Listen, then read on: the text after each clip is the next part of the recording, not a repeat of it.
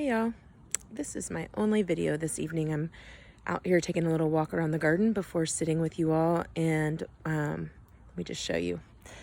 So this is a garden bed that I have tried so hard to force things to grow here that just don't want to grow here. As you can see, the things that have popped up are, what do we have here? We have some blue vervain, some strawberries that are in their second year. This is clary sage starts that have come up from seed from a smoke blend that I was indulging in during the lockdown, and there were seeds on the bottom from our garden, and I was like, oh, I'll throw them out in the garden. And poof, they came up. We have some valerian that's actually doing pretty well. That has come back after a summer snooze. This is sorrel, one of my least favorite greens. Oxalic acid, I think, is pretty not so tasty. Here are some lettuce babies and some radish babies. So I've really been trying to use this as a garden or a vegetable garden, and it just does not want to do it. Look, the thing that's doing the best is this, wild doggo. What is the Latin name? I think it's a Leonoris, and it loves the heat. This is native to Africa. Beautiful, beautiful plant. You can see the soil is sandy. It loses nutrients really fast. The horsetail reed has popped up. It's like creeping over from the rain garden. The Tulsi doesn't mind the sun. Everything else is just chicken fried in the heat. So the winter garden does really well here. Might just plant some greens for this winter. But the summer garden is too hot. And this is one last little Asclepias tuberosa that started from seed this summer. And then the difference is I've been growing medicinals on this side, and they rocked it all summer long because they just have lower input needs than the vegetables. So this is what happens when sometimes it works and sometimes it doesn't, when you will something in. I know the flow's here, and I just didn't care. And I tried it, and this is what the garden looked like. Pretty much all summer, not gonna lie. All right. Hey y'all, welcome to our front yard garden. I just wanted to give you guys one more living example of observing flows, and you can see how we are working with them every day in this space. My house, hello beautiful home, it faces west, which means that just like in the first example of the garden relating to the tree in the sun, this garden relates to our home, plus these big, beautiful live oaks in the sun. It gets very little morning sun. The morning sun rises right over here and is blocked by these trees, big trees in the house.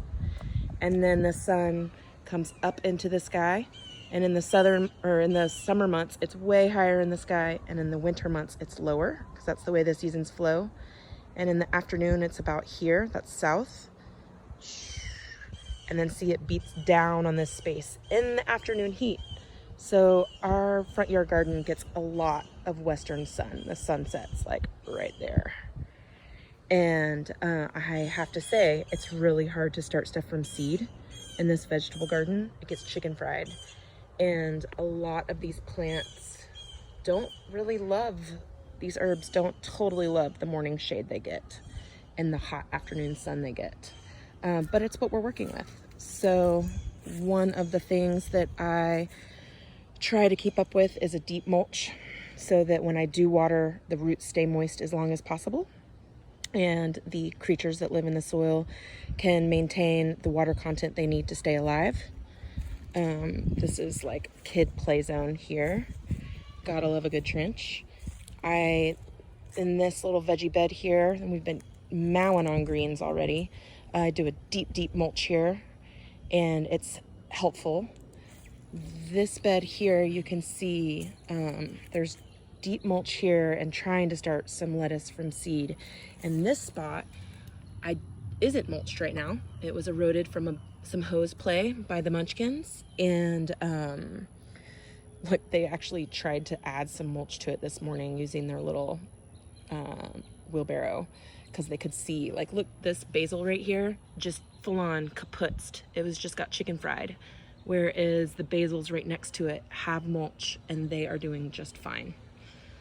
So there you go, the difference between this one no mulch and this one mulched, both getting western sun. Pretty clear there. All right, we're gonna talk more about water flows here this week, so I'm gonna just push stop for now. Whoop. More soon, friends. Hey friends, I'm back. I'm gonna go ahead and make this and post it for you to digest. This is a video about how the water flows through our garden space, just for those of y'all who are digesting this new information.